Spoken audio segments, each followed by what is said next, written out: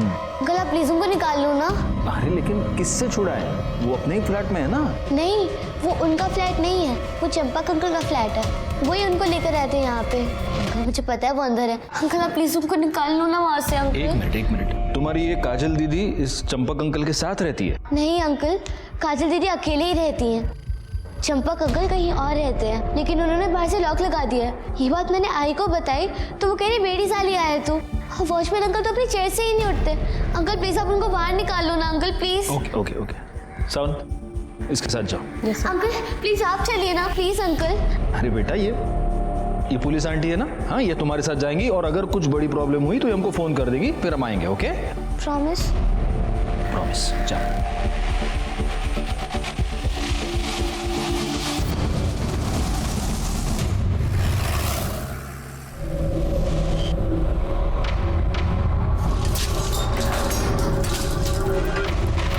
बेटा यहाँ तो ताला लगा है, कोई नहीं है अंदर। आंटी है अंदर, काजल दीदी है। आप लॉक तो खोलिए, मुझे पता है वो अंदर ही होंगी। बेटा हम ऐसे किसी के घर का ताला नहीं खोल सकते। आप मेरी बात सुनिए ना प्लीज, वो सच्ची में अंदर है, मुझे पता है।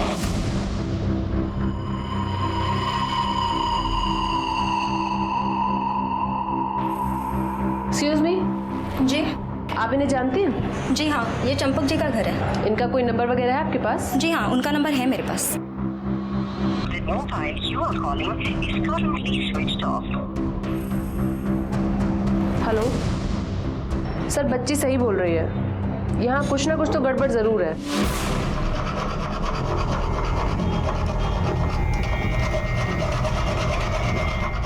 मम्मी इतनी गंदी स्मेल कहाँ से आ रही है? कुछ नहीं बेटा।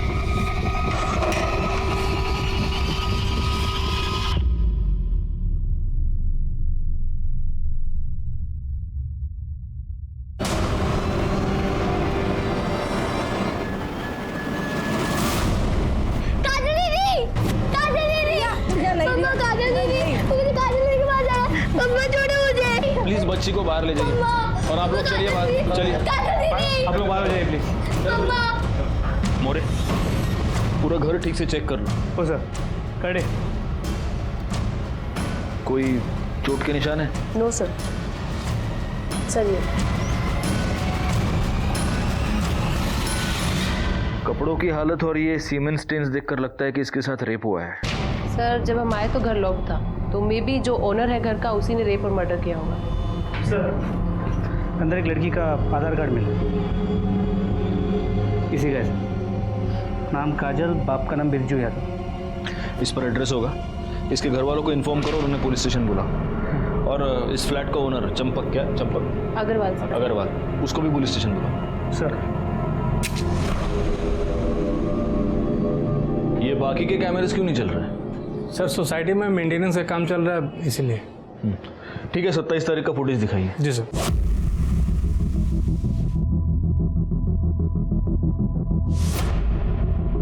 सर सोसाइटी में पहले से सबको इन्फॉर्म कर दिया गया था कि 27 तारीख को मेंटेनेंस के चलते दिन में 2:30 से 5:30 के बीच लाइट नहीं रहेगी, लेकिन सर काम जल्दी पूरा हो गया तो लाइट 3:30 बजे आ गई। नहीं, इसका मतलब 27 तारीख का 2:30 से 3:30, इसे 1 घंटे का फुटेज ही हमारे पास नहीं है। नहीं सर। हाँ ठीक है मोरे, बाकी का फुटेज जल्दी से जल्दी कलेक्ट करो।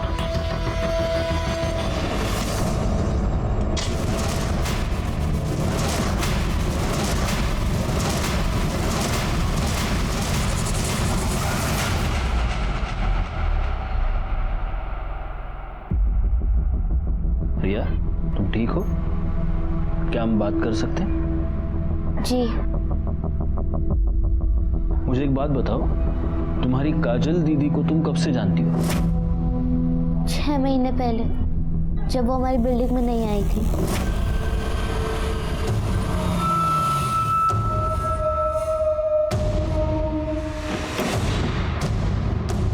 काजल, उतरो काजल,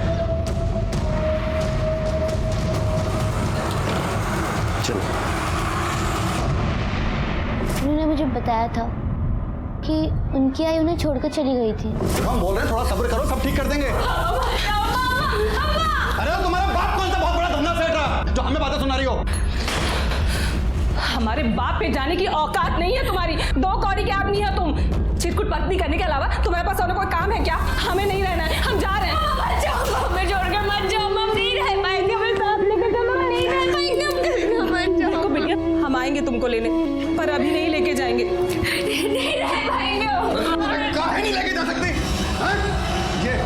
तुम्हारी और तुम्हारे पहले पति की औलाद है, तो संभालो इसे। हाँ तो इसको हमेशा के लिए छोड़ के नहीं जा रहे, बस कुछ दिन की बात है, फिर आगे लेके जाएंगे हम, तब तक ध्यान रखो इसका। अभी नहीं। काजल दीदी आते जाते मुझे मिलती थी। पहले तो वो उससे मुझे स्माइली देती थी। दीदी आप मेरे साथ खेलोगे? अभी मुझे कुछ काम है, तुम खेलो, बाद में खेलूंगी। हाँ ठीक है। फिर धीरे धीरे हमारी दोस्ती हो गई। तुम मुझे पकड़, ठीक है ना? हाँ। चल चल चल।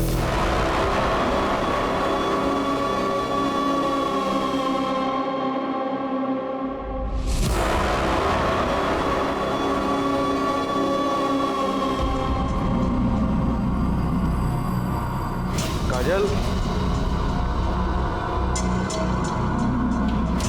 काजल,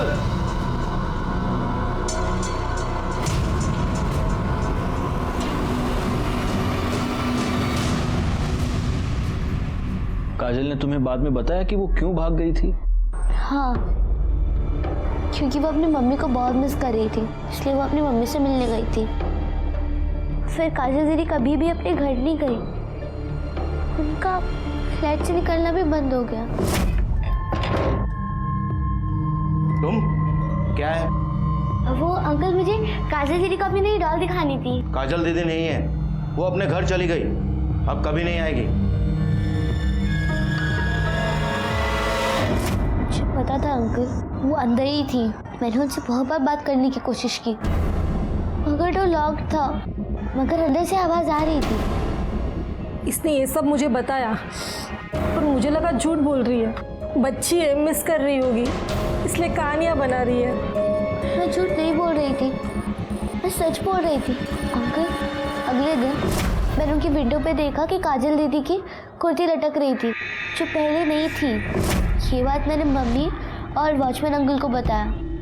जब उन्होंने मेरी बात नहीं सुनी तो मैं आपके पास आई। तुमने बिल्कुल सही किया। देखो बेटा, मैं तुम्हारी काजल दीदी को वापस नहीं ला सकता, लेकिन जिसने भी उसके साथ ये किया है उसे सजा जरूर दिलवा सकता हूँ। क्यों चला है ना? अरे नहीं सर, सर मेरी बात मानिए सर, मैंने कुछ नहीं किया सर, प्लीज। वो सब हम थाने में बैठ के बात करेंगे। सर मेरी बात मानिए सर। अरे सर मैंने यकीन किए सर, मैंने कुछ नहीं किया सर, प्लीज मेरा। आपने कुछ नहीं किया? नहीं सर। फिर फोन बंद क्यों था आपका? सर वो मैं पनवेल गया था, तो मैं चार्जर घर पे भूल गया था, तो फोन की बैटरी डाउन हो गई थी सर। सर सच्ची सर मेरी बात, आप चुप रहिए। सर मैंने कुछ नहीं किया सर। बाकी बातें थाने में मानिए सर। अरे sir sir sir please sir.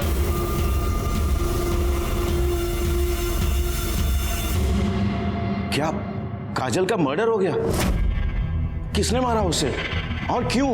यही तो हम भी जानना चाहते हैं। वैसे जलविहार वाले फ्लैट की चाबी सिर्फ आपके पास थी। सर आप मुझ पे शक कर रहे हैं? मैं उसे क्यों मारूंगा?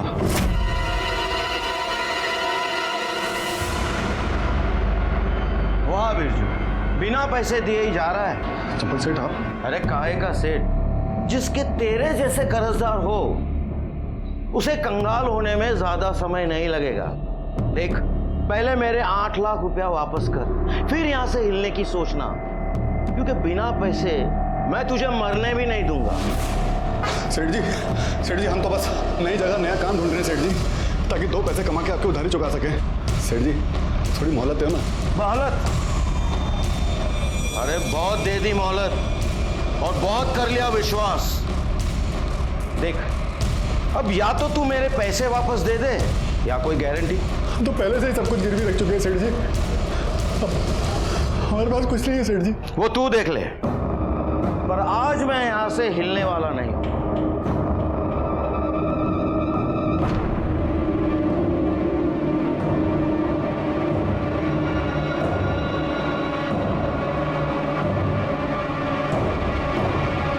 सेठ जी और तो कुछ है नहीं मेरे पास सेठ जी। सेठ जी आप इसे गिरवी रख लीजिए सेठ जी, आपकी गारंटी हो जाएगी और हम कहीं भागेंगे भी नहीं सेठ जी। सर काजल को रखना मेरी मजबूरी थी, वरना मैं उस बिरजू को पूरे यूपी बिहार में कहां ढूंढता फिरता। तो काजल पर जबरदस्ती करना, उसका रेप करना, यह भी आपकी मजबूरी थी? क्या सर? रेप? जबरदस्ती? नहीं नहीं सर, रेप तो क्या, मैंने उसके साथ ऊंची आवाज में बात तक नहीं की। करड़े सर, इनका सीमेन सैंपल टेस्टिंग के लिए भेज दो और काजल के कपड़ों पर जो सीमेन मिला उसे मैच करके देखो और इनसे उस बिरजू का मोबाइल नंबर ले लो। Okay sir. चलिए। सर एक बात समझ में नहीं आई, जिस तरह इस चंपक ने काजल को भागने से पहले रखा था वो आराम से सोसाइटी में नीचे जा सकती थी, इनफैक्ट रिया के साथ खेलती भी थी। मतलब चंपक ने उसे पूरी तरह बंधक बना के नहीं रखा था। ये बात तो मेरे भी समझ में नहीं आ रही है, वो वहां पर मजबूरी के मारे रह रही थी या डर के मारे? हाँ करड़े बोला। बिरजू घर में नहीं है और उसके घर को ताला लगा हुआ है। एक काम करो, तुम और तुम्हारे साथ एक और कांस्टेबल वहां पर तैनात रहो सिविल में, और जैसे ही वो आए उसको उठा लो। सर। अरे इस बिरजू की मोबाइल लोकेशन निकालो और लोकेट करो कि आखिर वो है कहां पर। लोग बड़े अजीब हो गए हैं मोरे। ये रिया जैसी छोटी बच्ची काजल को ढूंढते ढूंढते यहां तक आ जाती है, अभी भी उसे न्याय दिलवाना चाहती है, और बड़ों को कुछ पड़ी ही नहीं है। काश ये बड़े इन बच्चों से कुछ सीख पाते। सर काजल का पोस्टमार्टम रिपोर्ट।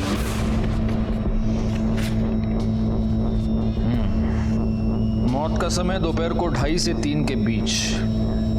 मौत गला दबाने की वजह से हुई है और मौत से ठीक पहले उस पर रेप किया गया है। वो तो उसके कपड़ों की हालत से क्लियर था सर। एक और बात है मोरे, जब काजल की मौत हुई तब वो 2 महीने की प्रेग्नेंट थी।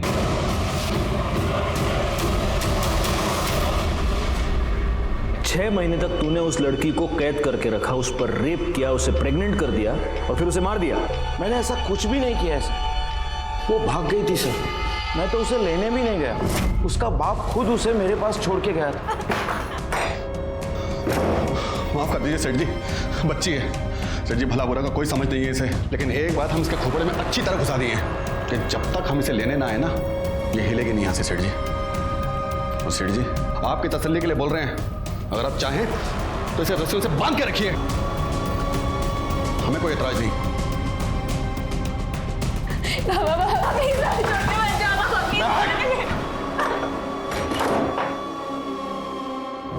सर काजल के कपड़ों पे मिले सीमेंट स्टेन्स इसके सीमेंट से मैच नहीं करते। देखा सर, मैं झूठ नहीं बोल रहा हूँ सर। अब तो आपको प्रूफ भी मिल गया है सर। सर प्लीज प्लीज मुझे जाने दीजिए सर, प्लीज। जाओ।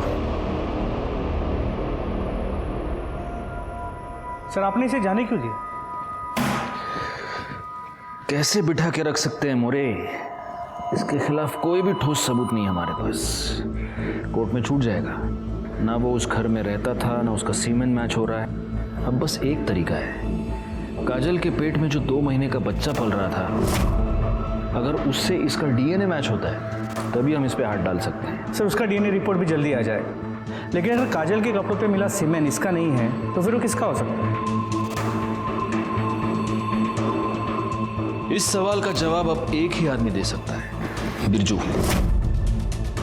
जो आदमी पैसे के लिए अपनी बच्ची को गिरवी रख सकता है वो कुछ भी कर सकता है। क्या हुआ बिरजू का, पता चला? सर अब तक वो घर नहीं लौटा, करडे उसके घर पे नजर रखे हुए हैं।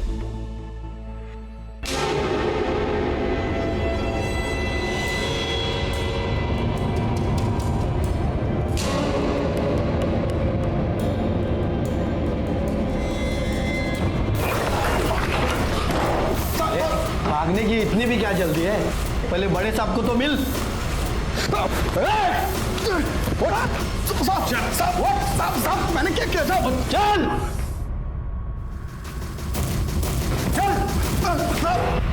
सौतेला बाप होने का बहुत अच्छा फर्ज निभाया तुम। साहब हम सौतेले से ही, मगर सगे से भी ज्यादा प्यार किए हैं उसको। उसकी माँ के जाने के बाद भी हम ही देखभाल किए थे साहब उसकी। हाँ हम जानते हैं कैसे देखभाल किया तूने। चल ये बता, 27 तारीख को दिन में कहाँ था तू? साहब हमेशा की तरह काम की खोज में इधर उधर भटक रहे थे साहब। तो तेरे को जब काम नहीं मिलता तो तू चोरों की तरह अपने ही घर में घुस के आते, या आज कुछ स्पेशल था तेरा? हाँ बैंक वालों का और चंपक सेठ का कर्जा सर पे चढ़ गया था साहब। बैंक वालों ने तो 1-2 बार हमको पिटवाया भी साहब। हमारी फिराक में रहते हैं, इसीलिए हमको अपने घर में चोरों की तरह जाना पड़ता है साहब। और उधर ये बीवी, ए सोना, किधर है वो?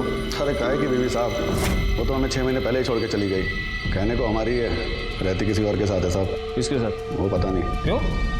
उसके चले जाने के बाद दोबारा उससे मिला नहीं कर? एक बार घर पे आई थी साहब, मिलने नहीं, झगड़ा करने। अरे 10 बार बोल चुके हैं, हमें नहीं पता काजल कहाँ पर है। देखो, हम आखिरी बार पूछ रहे हैं, बता दो कि काजल कहाँ है। पहली बार पूछा या आखिरी बार?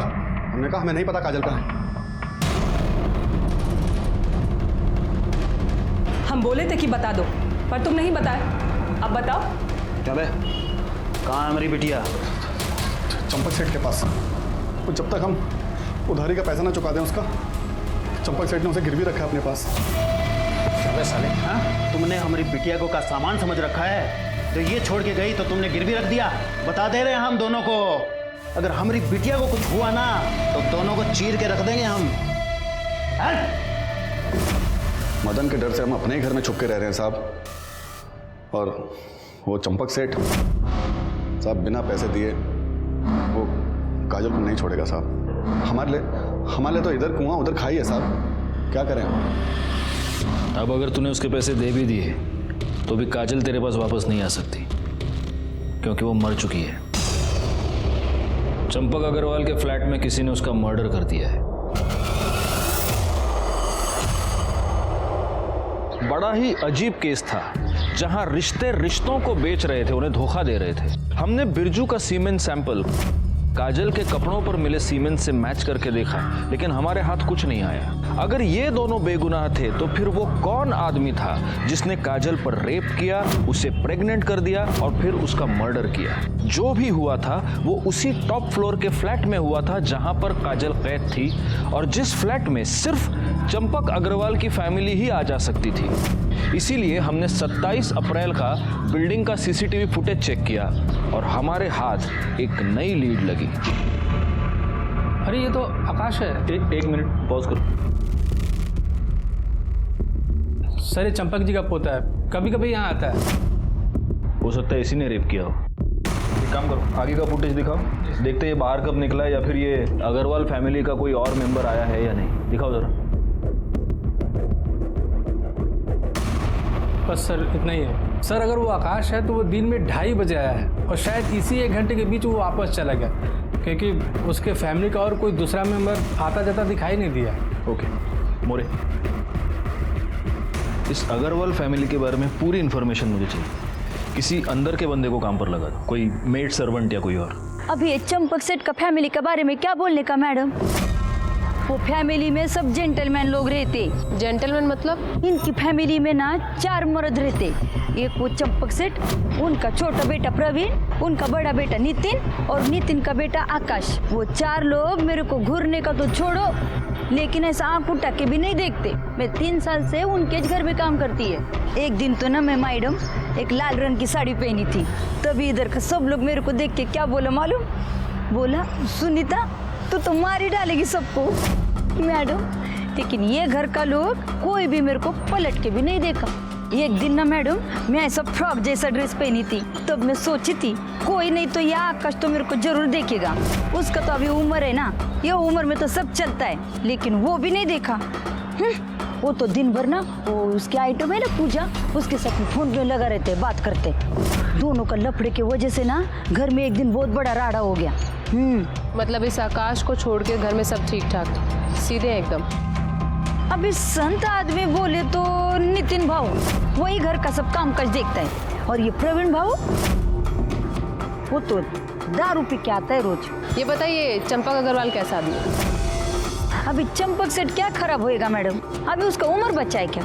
और ये नीतू मैडम है ना, ये सबको ऐसा सीधा करके रखी है। हाँ, नीतू कौन है? नीतू बोले तो प्रवीण भाऊ की बाइको।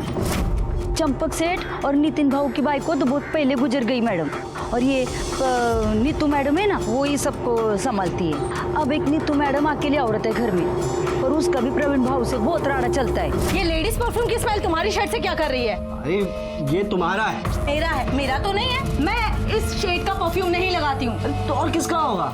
मतलब अब तुम घर से बाहर जाके मुंह मारना शुरू कर दिए है ना? यही सब रह गया था। इस तरह से बात मुझसे किया मत करो तुम। बहुत मूर्ख समझ के रखा है मुझे। वो प्रवीण भाऊ को क्या चंपक सेठ को भी किसी लड़की के लिए बहुत सुनाई थी एक बार। अच्छा, इस घर में कोई लड़की भी रहती है? इस घर में नहीं मैडम, वो मालाड वाले घर में है ना, उधर रहती है। ये चंपक सेठ है ना, एक जवान छोकरी को मालाड वाले घर में रखा है। वो लड़की को लेके ना एक दिन बहुत राड़ा हो गया था घर में। तुमने जल विहार वाले घर की चाबियां किसी को दी थी? हाँ, प्रवीण लेके गए थे 2-3 बार चाबी तो। क्यों? तुम वहां क्या करने गए थे? बाबा वो मैं सोसाइटी की मेंटेनेंस का बिल भरने गया था, और 1-2 बार वो सोसाइटी की मीटिंग थी तो उसलिए गया था। लेकिन मैं फ्लैट पे नहीं गया था, नीचे से वापस आ गया था। तो चाबी क्यों लेके गया था? अरे बाबा वो इसलिए, कल को कोई इमरजेंसी पड़ जाए, फ्लैट पे कोई काम आ जाए तो चाबी तो होनी चाहिए ना अपने पास में। पापा, अब आप इतने सवाल क्यों कर रहे हैं? और ऐसा भी क्या हो गया, घर ही तो है हमारा। और वैसे तो आकाश भी लेके गया था एक बार चाबी। आकाश, आकाश बाहर आओ। आकाश, एक मिनट कॉल करवा दे। जी दादाजी, तू अपने पुराने फ्लैट पे गया था? फ्लैट पर? हाँ, वो मैं गया था, ऐसे ही उस घर की याद आ रही थी तो सोचा एक बार होकर आ जाऊं। अच्छा, बड़ी याद आ रही थी तुझे। ये बता, काजल के साथ क्या किया? काजल? कौन काजल? अच्छा, वो मेड काजल। दादाजी, मैं उसके साथ क्या करूंगा? वो वहीं घर पे थी, मैं तो बस घर देखा और वापस आ गया। मतलब सुनीता के मुताबिक आकाश जल विहार गया था, लेकिन उसने काजल के साथ कुछ किया नहीं। Yes sir. सर, सुनीता से इन्फॉर्मेशन मिलने के बाद मैं आकाश से मिलने चंपक अग्रवाल के घर भी गई थी, लेकिन वो वहाँ नहीं था। सर, नितिन ने बोला कि वो कहीं घूमने गया है, कहाँ गया है, कब आएगा, किसके साथ गया है, कोई इन्फॉर्मेशन नहीं है सर। अच्छा सर, उसके कोई दोस्त का नंबर भी नहीं है। मतलब दोस्तों के नंबर नहीं है और आकाश फोन उठा नहीं रहा। जी, हमें जैसा दिखाया जा रहा है वैसा है नहीं। Anyway, good job Sawan. Okay sir, okay. More, एक काम करो, इस आकाश अग्रवाल के नाम का लुकआउट नोटिस निकालो, और जब तक वो ना मिले उसकी वो गर्लफ्रेंड पूजा, उससे पूछताछ कर दे। लेकिन सबसे पहले हमें चलकर रिया से बात करनी होगी। आओ रिया, ये चॉकलेट तुम्हारे लिए। अंकल, मुझे चॉकलेट नहीं खानी। काजल दीदी को किसने मारा? आपको उनके बारे में पता चला? उसी के लिए हमें तुम्हारी मदद चाहिए। मोरे, ये देखो, तुम इसे जानती हो? हाँ, ये आकाश भैया है, चंपक अंकल की ग्रैंड से। अंकल, ये भैया बहुत बुरे हैं, कि मुझे बिल्कुल अच्छे नहीं लगते। बुरा है? क्यों बुरा है? क्या किया इसने? एक दिन जब मैं काजल दीदी के साथ खेलने के लिए उनके फ्लैट में गई थी, तो मैंने देखा। छोड़ो तुझे? क्यों छोड़ू तुझे? मैं तुझे एक बार समझाया था ना, अगर तूने हमारे आने के बारे में दादाजी को कुछ भी बताया, जान से मार दूंगा तुझे। दीदी, छोड़ो इन्हें, छोड़ो मेरी दीदी को, छोड़ो। कौन है तू? मैं रिया हूँ, इनकी दोस्त, और अगर आपने नहीं छोड़ा ना तो मैं चिल्लाऊंगी। छोड़िए इन्हें, छोड़ो, छोड़ो मुझे। दीदी,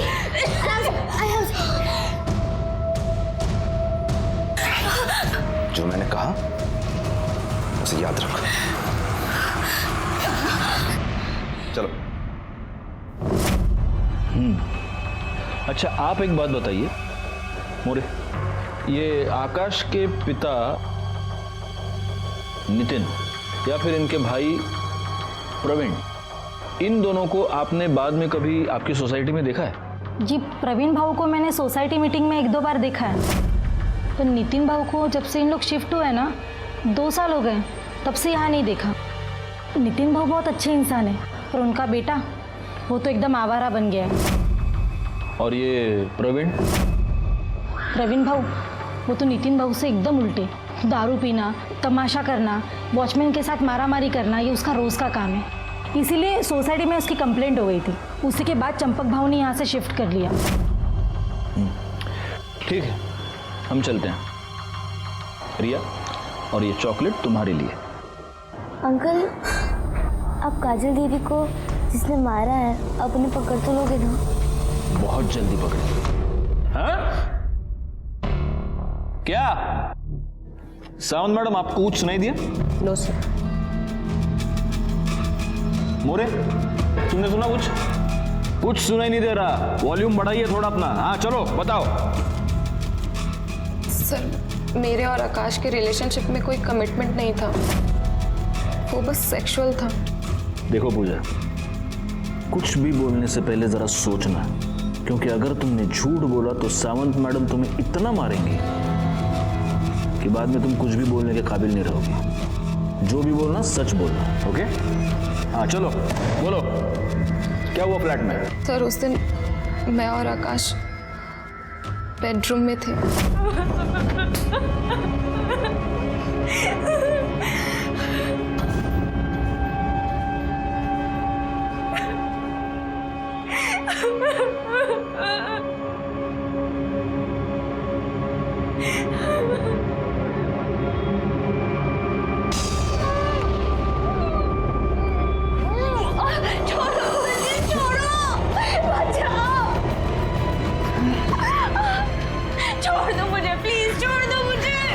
शर्म नहीं आई तुझे?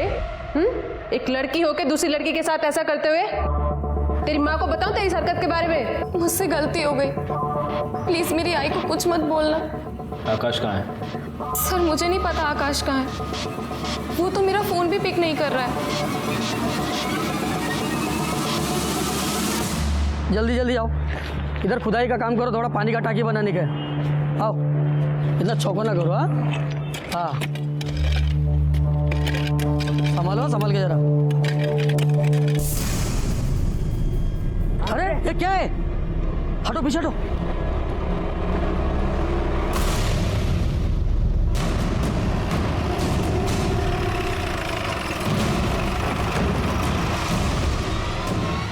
जैन सर, बॉडी की एग्जामिनेशन हो चुकी है। औरत की उम्र लगभग 40 साल की होगी और उसके पेट में एक नहीं बल्कि कई बार चाकू से वार किया गया है। सर बॉडी की हालत देखकर यही लग रहा है कि इसकी मौत कम से कम 2 से 3 दिन पहले हुई होगी। सावंत, बॉडी को पोस्टमार्टम के लिए भेज दो। करडे बघा जरा आसपास क्या सापड़ता का, आई कार्ड, मोबाइल। तो सर मोरे, इन लोगों से जरा ठीक से पूछताछ करो।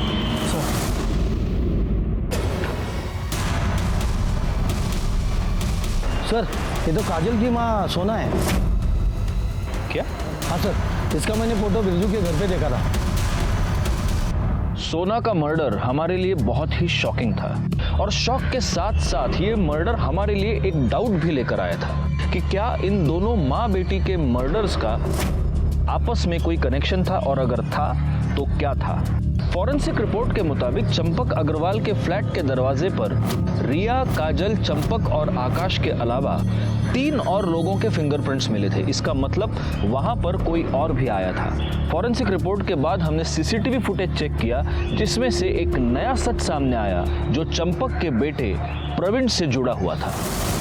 सर ये आप मुझे क्यों दिखा रहे हैं? इसलिए दिखा रहे क्योंकि तूने ये कहा था कि तू जल विहार वाले फ्लैट पर कभी गया ही नहीं। जी, लेकिन काजल के मर्डर से 1 हफ्ते पहले यानी 20 तारीख को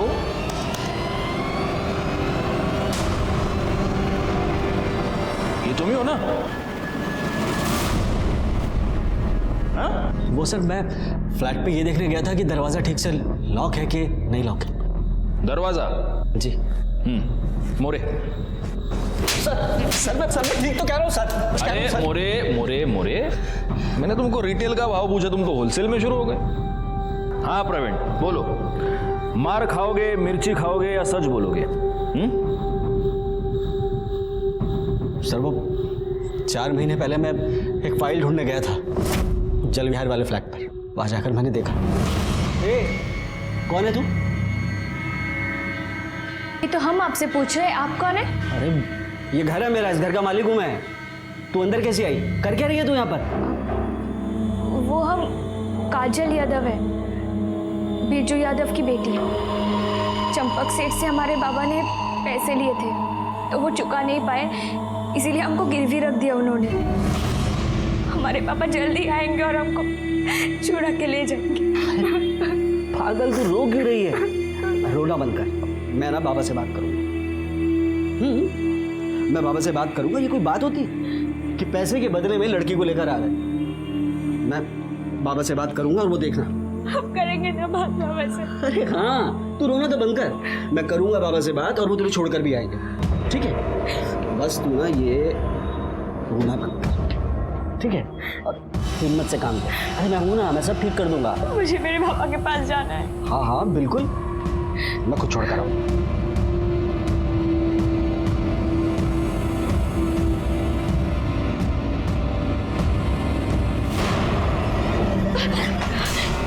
क्या कर रही है तू? अपने आजाद होने की कीमत तो देनी पड़ेगी ना। अब ज्यादा नखरे मत कर। छोड़ो मुझे, छोड़ो। बाबा तो सिर्फ तुझे लेकर आए थे, मैं ना तेरे बाप का खरीद छीन लूंगा, समझी ना? ये जो झूठ मूठ की आजादी तुमने उस बेचारी लड़की को दे रखी थी, उसकी कीमत कितनी बार वसूल की तूने? हाँ, तो ठीक से याद नहीं है, लेकिन 3 या 4 बार।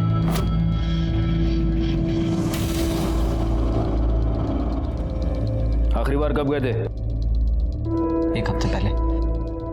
साले, तुझे जो चाहिए था वो सब कुछ तुझे मिल रहा था, तो उसको मार क्यों दिया? सर मैंने काजल को नहीं मारा सर, मैं कसम खाकर कहता हूं मैंने उसका खून नहीं किया। करड़े, इसका सीमेन सैंपल टेस्टिंग के लिए भेज दो। काजल के कपड़ों पर जो सीमेन मिला उससे मैच करके देखो। लेके जाओ इसको। सर चल। और सुने प्रवीण, तेरा टेस्ट नेगेटिव भी आया ना तो रेप केस के चार्ज में तो अंदर कर ही दूंगा तेरे को। मेरी बात सुन। चल रहे, मेरी बात तो सुनिए आप। अरे सर, आकाश ने अभी पूजा को कॉल किया था, हमने उसकी लोकेशन ट्रेस कर ली है। कहाँ पे? न्यू पनवेल में।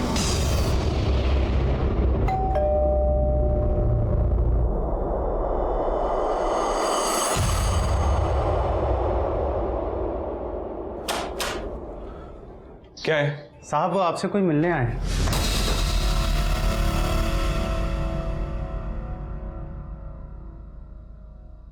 काजल पर कितनी बार रेप किया तूने? 2 बार सर। एक बार पूजा के साथ, दूसरी बार लास्ट मंथ।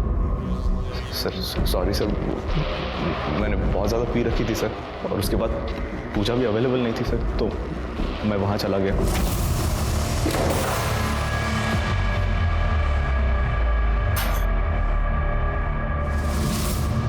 अब क्यों आए हो यहाँ पे?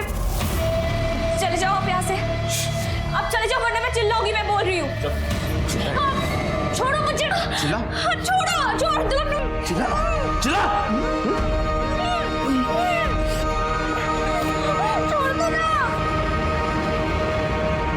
तूने काजल को मारा क्यों? सर मैंने नहीं मारा सर उसे, मैंने तो बस उसके साथ सेक्स किया और चला गया। तूने सेक्स नहीं, तूने उसका रेप किया, और वो भी 1 बार नहीं 2 बार।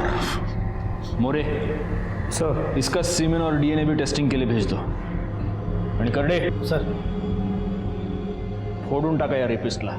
सर मैंने नहीं मारा सर मैंने नहीं मारा सर। डीएनए रिपोर्ट से यह साबित हो रहा था कि काजल के गर्भ में पलने वाला बच्चा प्रवीण का था, और उस पे कपड़ों पर जो सीमेन मिला था वो आकाश का। इससे ये साफ था कि प्रवीण ने काजल को प्रेग्नेंट किया था और मरने से पहले आकाश ने काजल का रेप किया था। लेकिन अभी भी ये साफ तौर पे साबित नहीं हो पा रहा था कि काजल का मर्डर किसने किया, क्योंकि आकाश का अब भी ये कहना था कि उसने काजल को नहीं मारा। दूसरी तरफ सोना की पीएम रिपोर्ट से ये साफ था कि उसकी मौत पेट में चाकू मारने की वजह से हुई थी, और तभी सोना की सीडीआर डिटेल्स हमारे सामने आई। सर, सोना की कॉल रिकॉर्ड के मुताबिक वो एक शंकर राय नाम के आदमी के साथ रेगुलर टच में थी। ये शंकर राय एक हिस्ट्री शीटर है जो चोरी के लिए जेल जा चुका है। ये शंकर राय फिलहाल एक पप्पू नाम के आदमी के साथ रहता है जो चाबी बनाने का काम करता है। अब सर, सबसे इंटरेस्टिंग बात यह है कि 27 अप्रैल को दोपहर 3:37 पे ये शंकर और पप्पू जल विहार बिल्डिंग के सीसीटीवी फुटेज में देखे गए सोसाइटी से बाहर निकल रहे हो 3:37 पे। यानी काजल के मर्डर के बाद उठा लो दोनों को।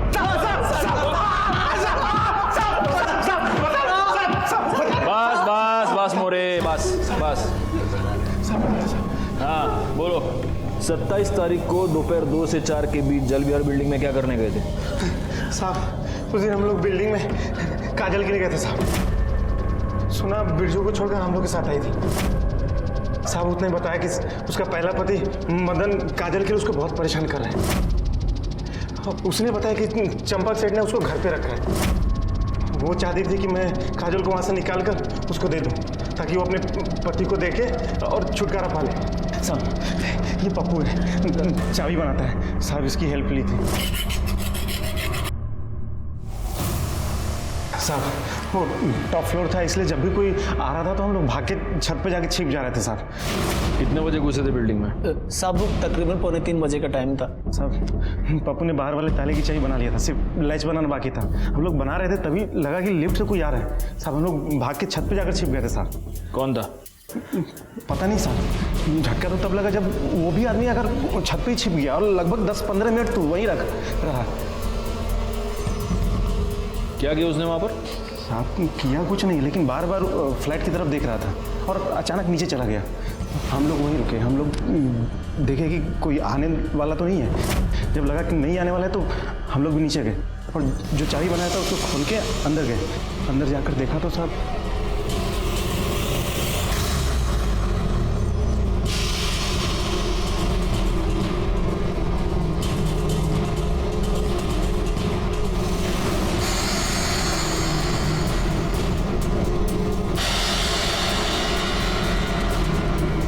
ये तो मरी हुई है। यार देख, ये कोई बड़ा लोचा लगता है।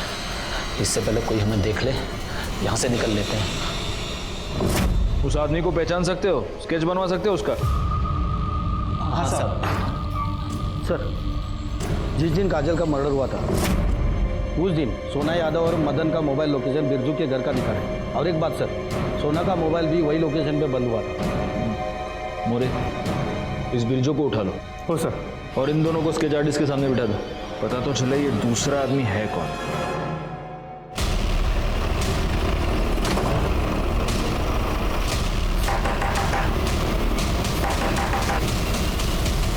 साहब आप लोग, आपका क्या हमने साहब?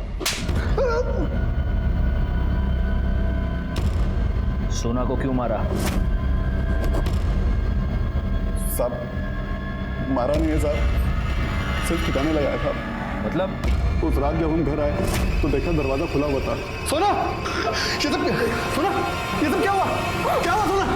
अब सोना ने हमको बताया कि उसका पहला पति मदन, उसने आके उसे मारा है साहब। हमको लगा था कि तुम अपनी बिटिया के लिए परेशान हो रहे हो, लेकिन हमें अब पता चल गया है तुम काजल को बेचना चाहते हो, इसीलिए ढूंढ रहे थे ना उसे। हम अभी जाके पुलिस को तुम्हारे बारे में सब कुछ बता देंगे। सोना मर चुकी थी साहब, और हमारे हाथ में चाकू और कपड़ों पे लगा खून देखकर हम समझ गए थे साहब, कोई भी हमारी बात का यकीन नहीं करेगा कि हमने सोना को नहीं मारा साहब। इसीलिए सोना को ठिकाने लगाने का ठान लिया हम साहब। चाकू साफ किया, सोना का मोबाइल स्विच ऑफ किया और लाश को कंस्ट्रक्शन साइट के पास जाकर दफना दिया साहब। और हमने अपने कपड़े भी जला दिए और दूर चाकू और मोबाइल फेंक दिया साहब।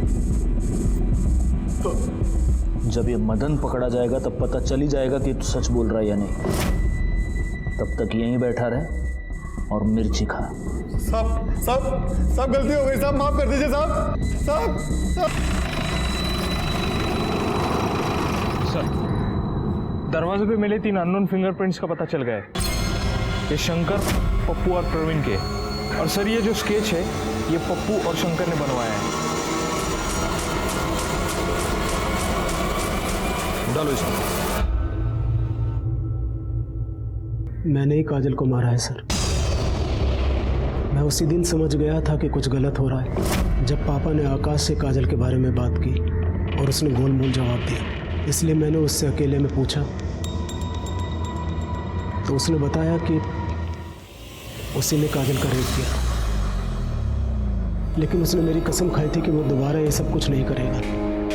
इसलिए मैंने ये बात किसी को नहीं बताई, लेकिन मैंने उस पर नज़र रखनी शुरू कर दी।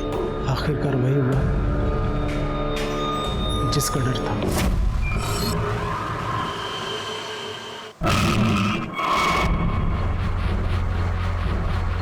मैंने ये सोच लिया था कि आज ही ये सब कुछ खत्म कर दूंगा, इसलिए मैं टेरेस पर चला गया और आकाश के जाने का इंतजार करने लगा। उसके जाते ही मैं फ्लैट में गया और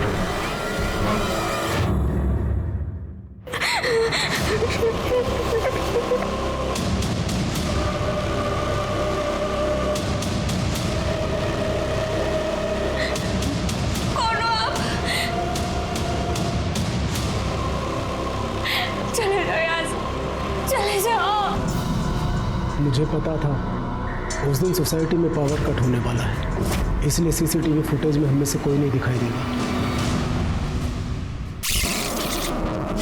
हर केस की एक कहानी होती है, लेकिन इस केस में 2 हत्याएं हो चुकी थी, पर कहानी अभी तक साफ नहीं हुई थी। एक आम सी जिंदगी में दिन दहाड़े घर में घुसकर हत्या और लूट का मामला तूल पकड़ रहा था। जिससे प्यार करना चाहिए उससे नफरत करते हैं, और जिससे बात भी नहीं करनी चाहिए उससे प्यार। Thank you uncle. Thank you तो हमें तुम्हें कहना चाहिए, और तुम्हारी काजल दीदी जहां भी होगी वो बहुत खुश होगी कि उसे तुम्हारी जैसी लॉयल फ्रेंड मिली। तुम बहुत बहादुर हो बेटा, ऐसे ही रहना। Thank you uncle. एक 8 साल की बच्ची की अवेयरनेस की वजह से सारे गुनहगारों को अपने किए की सजा मिल गई। मदन को सोना के कत्ल के जुर्म में, प्रवीण और आकाश को काजल पर रेप करने के जुर्म में, और नितिन को काजल का खून करने के जुर्म में सजा हुई। काजल के पिता बिरजू को पुलिस को गुमराह करने के और सबूत मिटाने के जुर्म में सजा हुई, और काजल की मां सोना अपने ही स्वार्थ का शिकार बन गई। ये सारे लोग अपने किए की सजा भुगत रहे थे, बस एक मासूम काजल थी जो इन वाहियात स्वार्थी लोगों की वजह से अपनी जान गंवा बैठी। मैं सीनियर इंस्पेक्टर राजेश यादव आपसे विदा लेता हूं, दोबारा मिलूंगा। तब तक सतर्क रहिए और देखते रहिए क्राइम पेट्रोल दस्तक, क्योंकि मकसद बताना नहीं,